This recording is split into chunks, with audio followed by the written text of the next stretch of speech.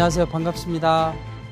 이번 시간에는 모세를 중심한 복귀 섭리에 대해서 이어서 말씀을 드리겠습니다. 모세를 중심하고 1차 민족적 가나안 복귀 노정은 출발도 하지 못하고 실패하고 말았습니다. 그리고 2차 때에는 이스라엘 민족이 가나안 정탐 그 40일을 뜻맞게 드리지 못했기 때문에 그 날을 해로 계산해서 40년 동안 광야에서 그 유리 고객하면서 탕감 조건을 세워야만 되었던 것입니다. 이렇게 모세는 40년 동안 광야에서 표류하면서도 하나님께서 주신 그 성막을 절대적으로 모시고 받들므로써 믿음의 기대를 세울 수가 있었던 것입니다. 그리고 그 승리적인 터전 위에 하나님께서는 특별히 민수기 20장 8절을 보면 이스라엘 민족에게 반석을 쳐서 샘물을 먹일 수 있도록 하십니다. 이제 모세를 중심하고 이스라엘 민족이 하나가 되어가지고 이 가나안 땅에 들어가게 되면 바로 실제의 기대를 이룰 수가 있었던 것입니다.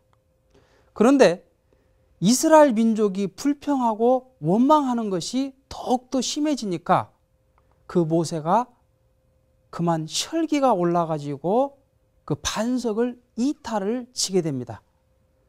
그러니까 민수기 20장 12절을 보게 되면 하나님께서 모세와 아론에게 나타나가지고 너희는 나를 믿지 아니하고 그리고 나의 영광을 이스라엘 후손들에게 전하지 못함으로써 너희를 중심하고 약속했던 그 땅에 들어가지 못할 것이라고 책망을 하셨던 것입니다. 실제 신명기 34장 4절을 보게 되면 모세는 가나안 땅을 눈앞에 두고 그 광야에서 120세를 일기로 죽고 말았던 것입니다. 그렇다면 모세가 반석을 두 번 친 것이 왜 죄가 되었을까요? 고린도전서 10장 4절을 보게 되면 반석은 곧 그리스도라고 말씀하고 계십니다. 원래 아담은 샘물을 낼 수 있는 반석과 같은 입장에 있었습니다. 그런데 사탄이 이 아담을 침으로써 타락한 아담이 되어가지고 샘물을 내지 못하는 그러한 반석과 같은 입장이 되고 말았던 것입니다. 따라서 모세가 샘물을 낼 수 없는 그 반석을 한번 침으로써 다시 샘물을 낼 수 있는 그 반석으로 복귀를 하게 했던 것입니다. 따라서 그 반석은 곧 복귀된 아담이요 바로 그리스도 그 예수님을 상징했던 것입니다. 그런데 모세가 혈기를 부리면서 반석을 한 번 더 치니까 그것은 샘물을 내지 못하는 그러한 반석의 입장으로 다시 돌아가고 말았던 것입니다. 이것은 예수님께서 이 땅에 오셨을 때 이스라엘 민족이 예수님을 불신하게 되면 사탄이 예수님을 칠 수도 있다는 그 표시적인 행동이 되었기 때문에 그것이 바로 죄가 되었던 것입니다. 따라서 모세는 더 이상 이스라엘을 이끄는 그 영도자가 될 수가 없었습니다. 민수기 27장 18절을 보게 되면 모세의 대신으로 눈의 아들 여호수아를 하나님께서 세우십니다.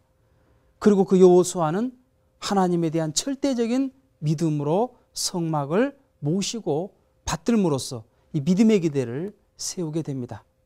그리고 이제 여호수아를 중심하고 광야에서 태어났던 2세 이스라엘이 하나가 되어가지고 가나안 땅에 들어가게 되면 메시아를 위한 기대는 이루어졌을 것입니다.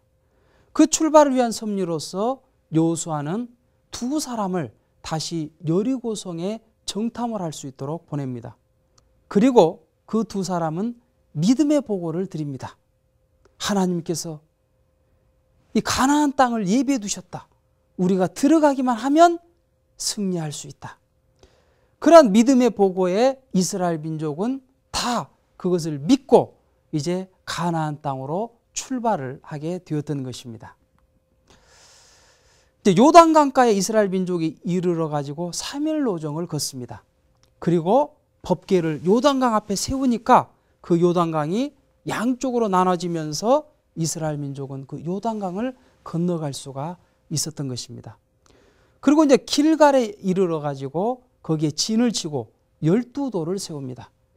그리고 광야에서 태어났던 그 이스라엘 민족에게 할례를 행할 수 있도록 하나님께서 명령을 하십니다.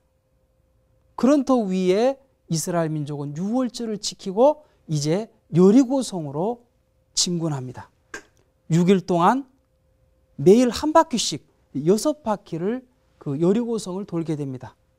4만의 군대가 맨 앞에 서고, 그리고 7 제사장이 나팔을 불면서 그 뒤를 따라가고, 그 레위 제사장이 이제 법궤를 메고 그 뒤를 따라갑니다. 그리고 나머지 군대가 이제 그 뒤를 따라가게 되었습니다. 그리고 나서 마지막 7일째는 그 7명의 제사장이 여리고성을 7바퀴를 돌고 나서 여호수아를 중심하고 일제히 함성을 지르니까 그 여리고성이 붕괴되었던 것입니다. 그럼으로써 그 가나안의 31왕을 멸하게 되었던 것입니다. 자, 이로써 여호수아를 중심 삼고 그 이스라엘 민족이 이 가나안 땅에 들어감으로 말미암아 실제의 기대를 이루게 됨으로써 메시아를 위한 이 민족적인 기대를 승리하게 되었던 것입니다.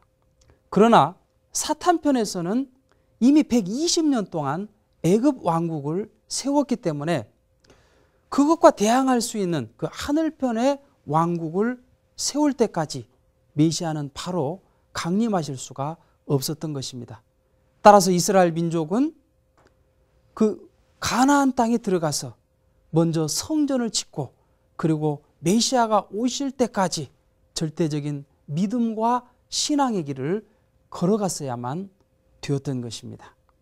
우리는 모세 노정을 통해서 하나님의 뜻은 절대적이라는 것을 다시 한번 알 수가 있습니다. 그러나 그 뜻을 이루고 못 이루는 것은 어디까지나 인간의 그 책임 분담이 가담되어야 되기 때문에 하나님은 그것을 간섭하실 수 없었다는 것도 우리는 알 수 있게 되는 것입니다. 그리고 사명이 큰 사람일수록 시험도 크다는 것을 알 수가 있습니다. 모세는 하나님이 그를 죽이려 하셨던 시험을 이기고 난 후에야 이스라엘 민족의 인도자로 설 수가 있었습니다.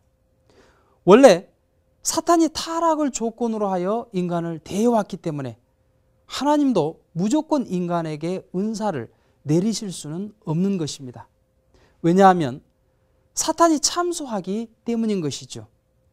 그러므로 하나님이 인간에게 은사를 내리시려 할 때는 반드시 그 은사를 전후해서 사탄의 참소를 막기 위한 시험을 하시게 되는 것입니다. 그럼 다음 시간에는 예수님을 중심한 복귀 섭리에 대해서 알아보기로 하겠습니다. 감사합니다.